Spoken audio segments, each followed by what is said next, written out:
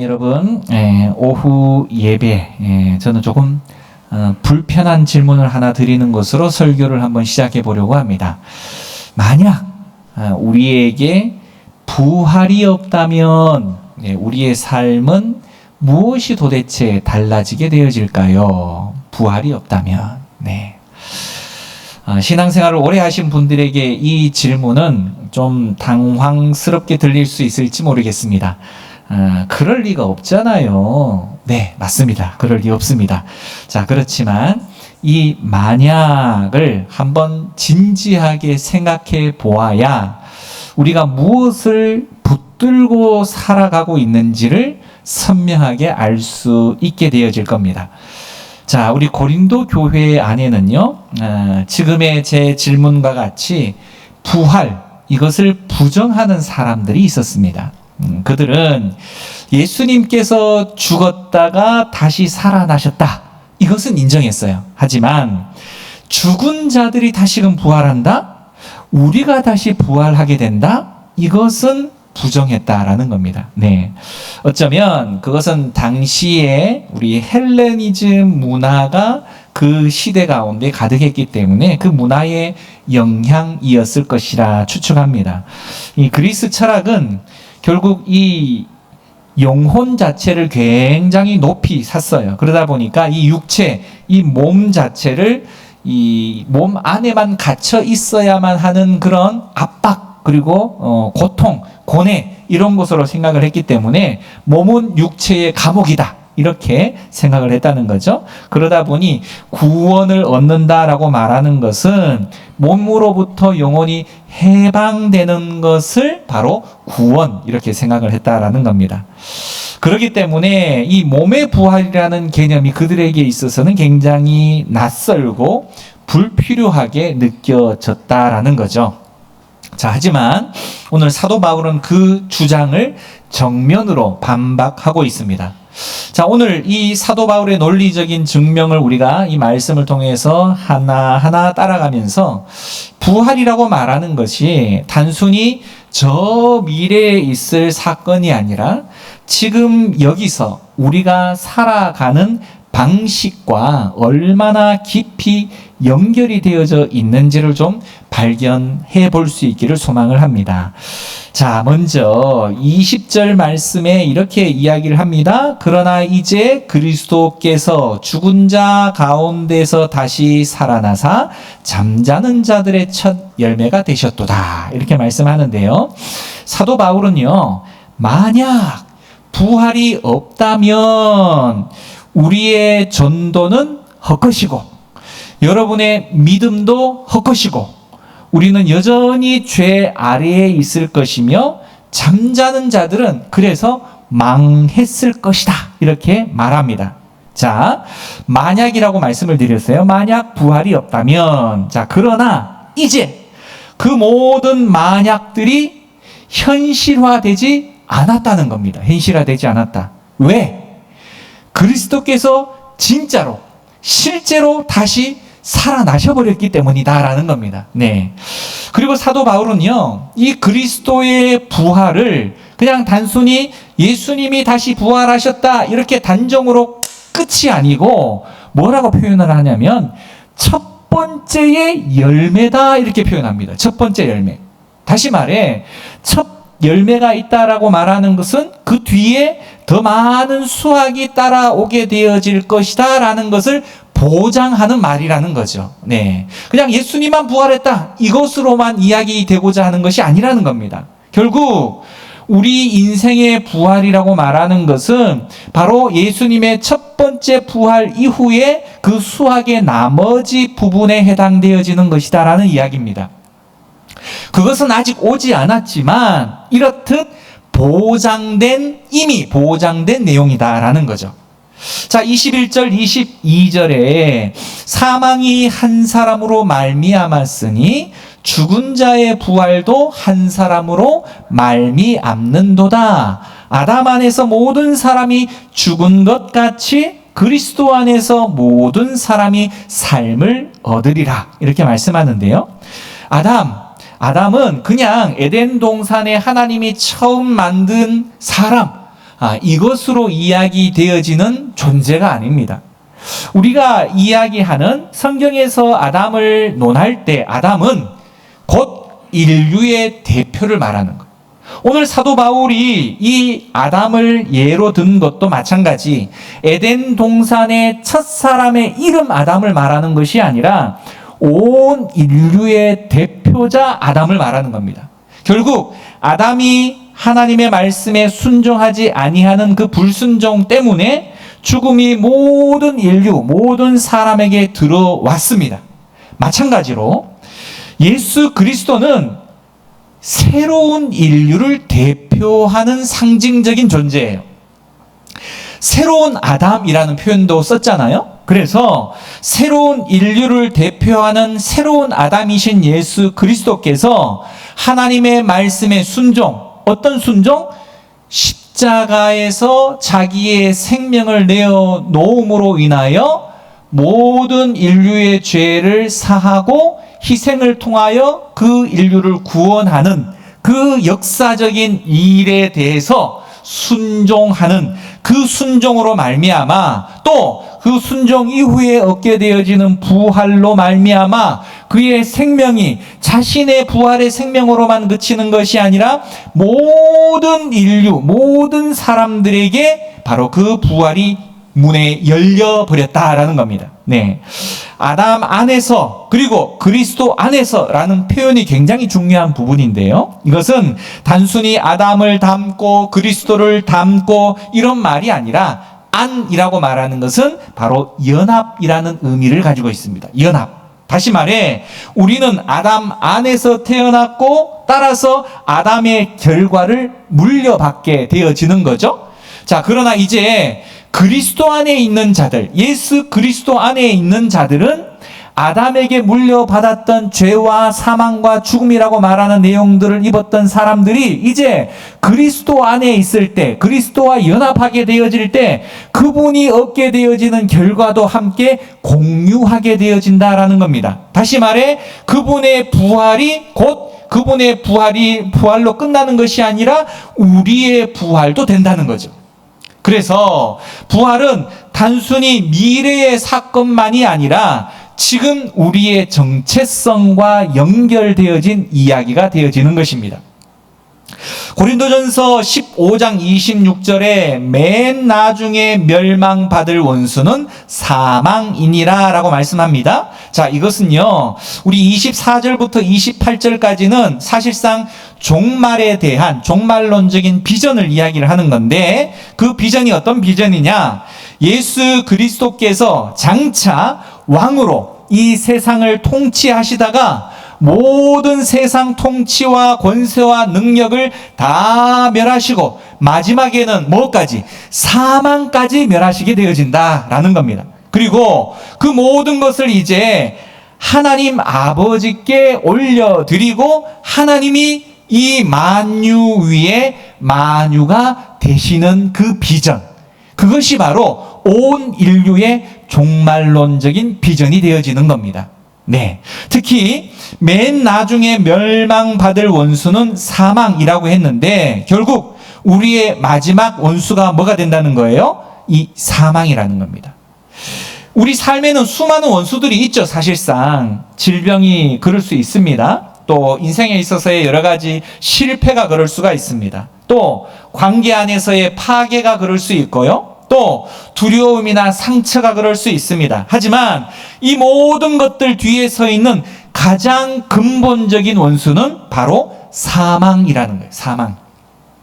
사도 바울은 그 사망 자체도 결국은 오늘 멸망을 받게 되어질 것이다, 이렇게 확신하고 있습니다.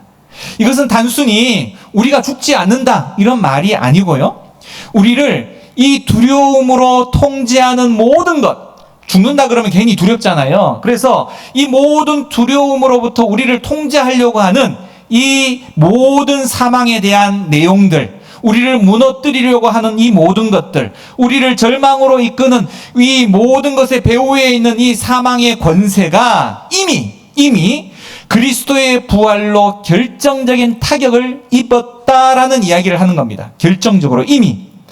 완전한 멸망은 사실상 예수님께서 다시금 오시는 재림의 그 순간에 이루어지겠지만 그 승리는 이미 확정된 것이다 라는 거죠. 결국 예수님의 부활은 역사의 모든 흐름의 물줄기 가운데의 정중간에 한가운데서 일어난 미래의 사건을 미리 이루어낸 사건이라는 겁니다. 하나님이 세상 끝에 하실 일, 사망을 멸하고 모든 것을 회복하시는 이 일을 그분은 바로 예수님의 부활 안에서 우리에게 미리 보여주신 거죠. 따라서 우리는 이미 그 결말을 알고 있는 사람들이라는 겁니다. 그 승리는 우리 주님 예수 그리스도로부터 오게 되어지는 거죠. 우리의 싸움으로 또 우리의 의지력으로 우리의 선함으로 이긴 전쟁 싸움이 결코 아니라는 겁니다. 예수 그리스도의 바로 그 희생을 통해서 십자가를 통해서 주어진 것입니다. 우리는 그 승리를 내가 성취한 것이 아니라 받은 거예요. 뭐로? 선물로. 결국 자랑할 수 있는 것은 내가 어찌어찌해서 자랑할 내용이 아니라 하나님이 하신 것에 대해서 감사가 우리의 바로 몫이다라는 겁니다. 자, 만일 죽은 자들이 도무지 다시 살아나지 못하면 어찌하여 우리가 때마다 위험을 무릅쓰겠습니까? 이렇게 오늘 사도 바울이 고백을 하는데요. 결국 사도 바울은 만약이라는 단어를 쓰면서 이렇게 표현합니다. 자기 삶을 예로 든다는 거죠. 만약 29절부터 보면 부활이 없다면 나는 왜 매번 위험을 무릅썼는가? 만약 부활이 없다면 내가 왜 에베소에서 맹수와 싸웠는가? 그게 도대체 무슨 의미일까? 만약 부활이 없다면 그러니 이런 고생하지 말고 먹고 마시자. 이게 최선이라는 겁니다. 사도 바울이. 바울은 실제로 매일 죽음의 위협 앞에 있었습니다. 채찍에 맞고요, 돌에도 맞고요, 바다에서 표류하고요, 강도를 만납니다.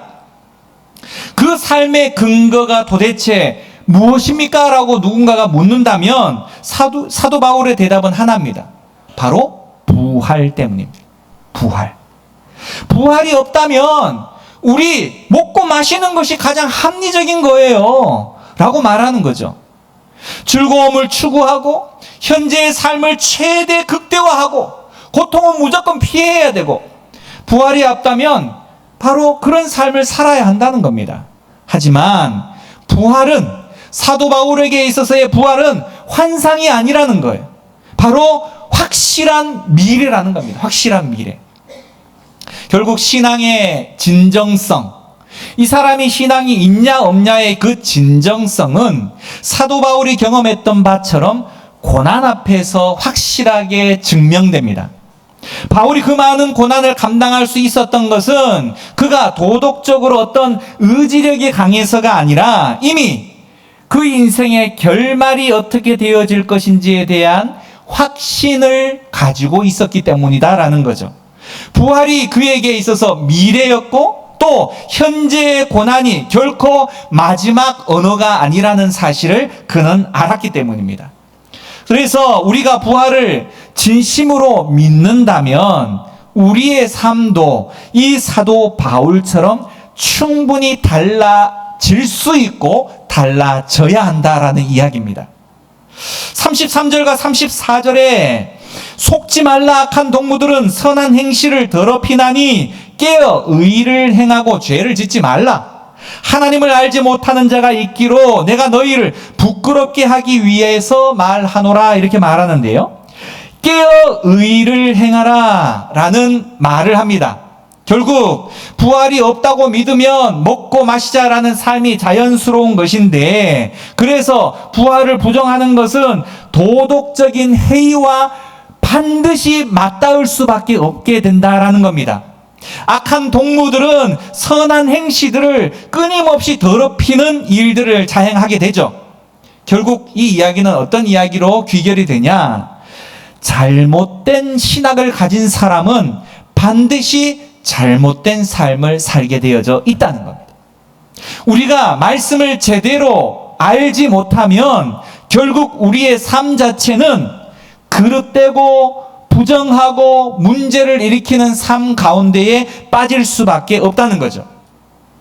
잠에서 깨어난다는 것은 그래서 현실을 제대로 보게 되어진다는 겁니다. 부활의 현실, 하나님 나라의 현실, 그리고 이미 이긴 승리, 싸움의 현실을 눈을 뜨고 보게 되어지는 겁니다. 그 눈을 뜨고 보는 사람은요, 오늘 당장의 유혹, 오늘 당장의 어려움 앞에서 여느 사람들과는 다르게 반응할 수 있게 되는 겁니다. 이 말씀을 좀 다르게 표현한 구절이 58절에 등장합니다.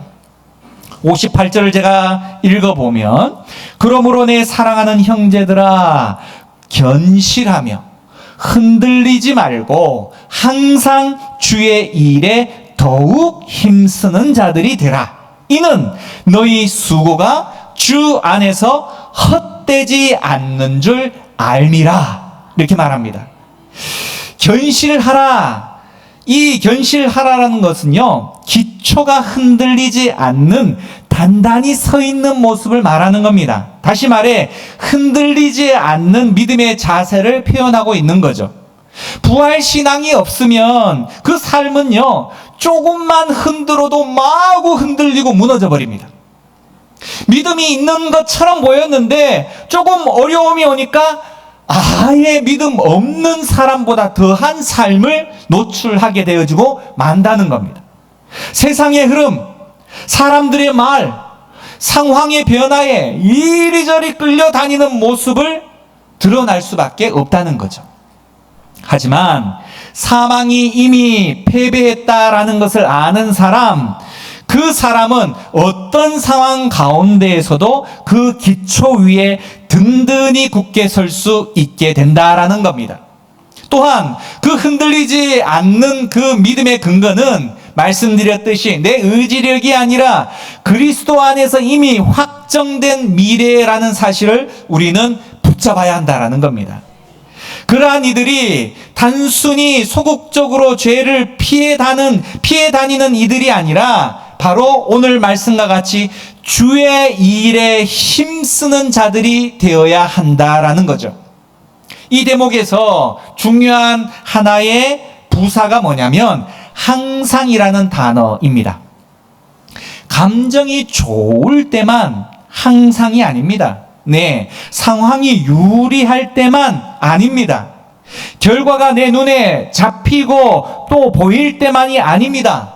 항상이라는 말은요, 너희 수고가 주 안에서 헛되지 않기 때문에 언제든지 상황이 좋을지 나쁠지 관계없이 여전히 그 일들 가운데 내가 주력할 수 있게 만드는 공급원이자 에너지원입니다.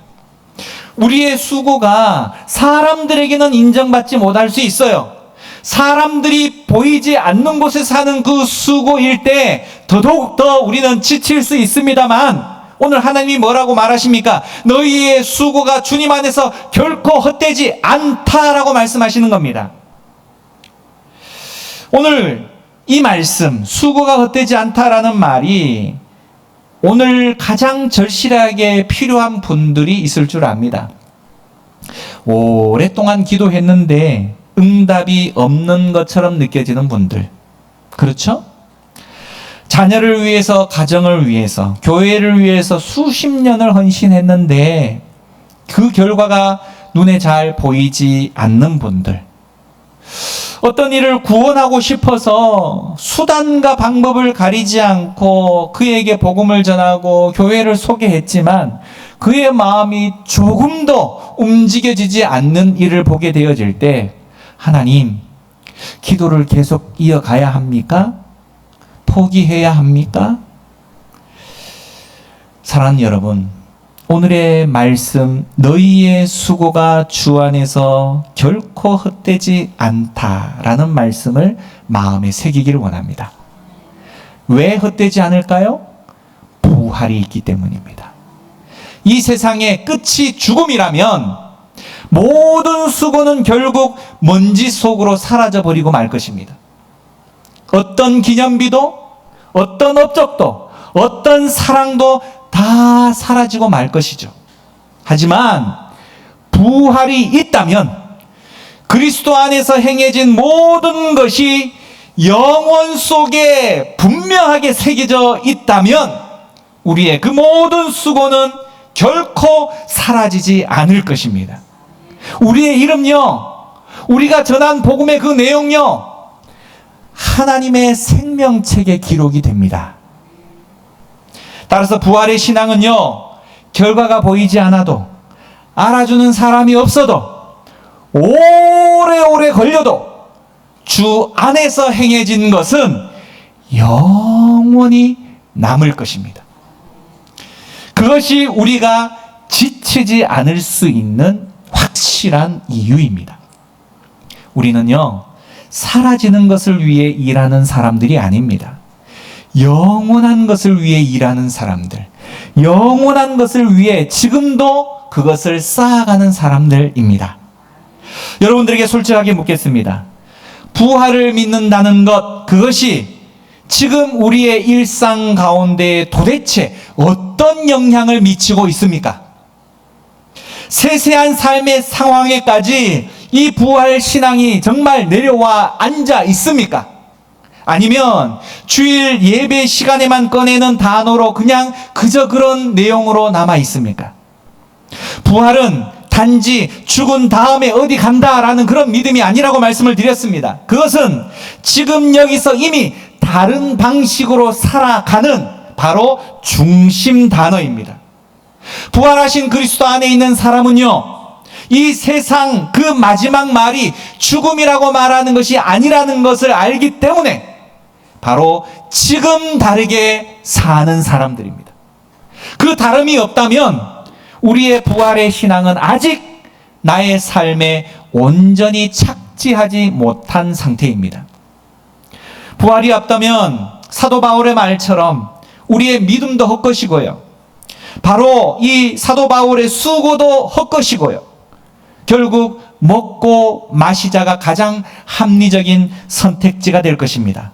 하지만 그것은 현실화되지 못했습니다.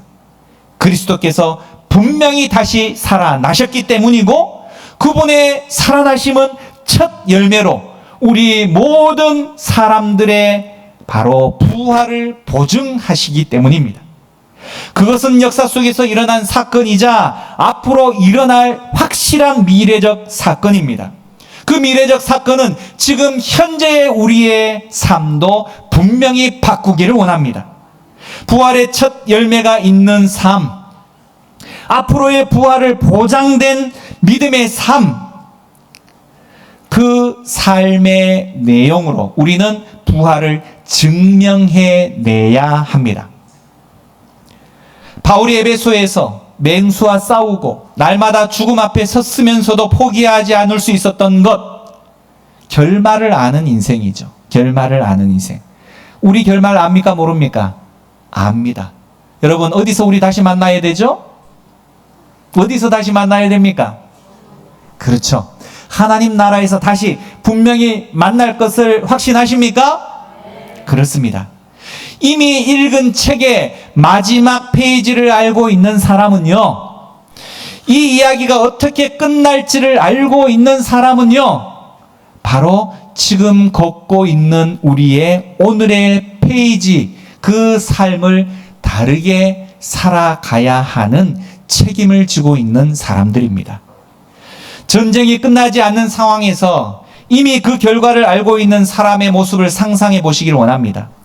상처를 입기도 하고 힘겨운 상황도 분명히 그 전쟁터이기 때문에 있을 수 있습니다. 하지만 그는 이미 결말을 알고 있기 때문에 전쟁 중에 있을지라도 승리의 노래를 부를 수가 있는 것입니다. 그것을 알지 못하는 사람들에게 비춰지기에는 너무 무모한 것처럼 보일지라도 사실 가장 현실적이고 확실한 반응일 수 있다는 거죠. 이미 확정된 승리의 미래를 알고 있기 때문에 현재의 어려움 앞에서도 흔들리지 않는 것입니다.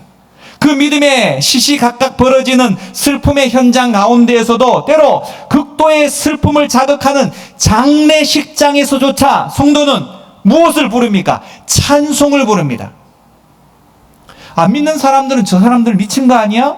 장례식장에 와서 무슨 노래를 불러? 이야기할 수 있을지는 모르지만 우리는 그의 미래가, 그의 영혼이 지금 어디에 있는지를 믿음의 눈으로 보고 있기에 찬송을 드려 하나님 앞에 영광을 돌릴 수가 있는 겁니다. 오늘 이 오후 예배 자리에서 우리도 바로 그 노래를 함께 부를 수 있어야 합니다. 아직 모든 것이 해결되지 않아도 괜찮습니다. 아직 응답받지 못한 기도가 있을지라도 괜찮습니다. 아직 변화되지 않는 상황이 있을지라도 괜찮습니다. 결말은 이미 확정되었기 때문이죠. 우리는 승리하는 편에 서 있습니다. 그것이 오늘 우리가 부를 수 있는 승리의 노래입니다. 부활신앙은요, 단순히 먼 미래에 대한 희망사항이 아니라 지금 이 순간을 다르게 살아내게 만드는 힘이라는 사실을 잊지 말아야 합니다. 그래서 부활을 믿는 사람들은요, 결코 결과를 계산하지 않습니다. 결과는 하나님의 것이에요. 그렇지 않습니까? 우리는 그저 신실하게 오늘을 살아내는 것만 우리의 책임입니다. 신실하게 행해진 것은 비록 눈에 잘 보이지 않을지라도 하나님 나라의 영혼이 남는다는 사실을 기억하시기 바랍니다. 그것이 바로 우리의 수고가 주 안에서 결코 헛되지 않다라는 말입니다. 그래서 그 믿음의 확신 때문에 성도는요, 나의 모든 기득권도 내려놓을 수가 있습니다. 또 그 믿음을 위해서 우리의 모든 욕심을 십자가에 매 순간 못 박아야 하기도 합니다. 그래서 사도 바울의 고백, 나는 날마다 죽노라 라는 고백을 하게 된 겁니다. 사랑하는 여러분, 여러분의 입술로 한번 고백해 보실까요? 나는 날마다 죽노라. 특별히 가족이 옆에 계신 분들은 옆 사람이 무슨 말을 했는지 잘 기억하시기를 바랍니다. 다시 이야기합니다. 나는 날마다 죽노라. 사랑하는 여러분, 이 한 주간 이 고백을 끊임없이 여러분의 입술로 되뇌이실 수 있기를 간절히 소망합니다. 기도하겠습니다.